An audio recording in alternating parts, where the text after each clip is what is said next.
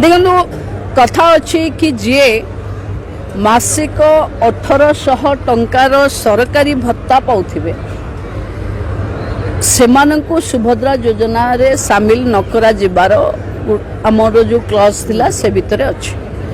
तेणु मोटे 1% लोक ही से बाद पड़ू भी ना। सुभद्रा पाखापाखि 99.2% पाखे पहुँची जीव। तेणु तापर भी जदि किसी लोकन को लागिबो कि नहीं ए माने सुभद्रार जो आग को जो स्वरूप हम से सामिल हवा कथा कैबिनेट मीटिंग रे सुभद्रार टिके परिवर्धित होईची पुणी जहाँ समस्या आसो जहाँ ग्रीभांस आसो ताको आमे कैबिनेट रे नहीं करी पुणी संशोधन करिवो।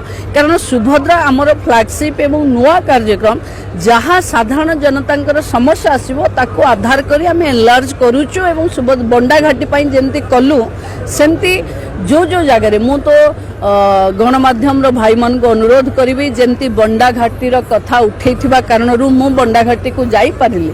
जदि केही एठी वंचित हेले आपण कार कथा हमको जदि जणेबे सुभद्रा फर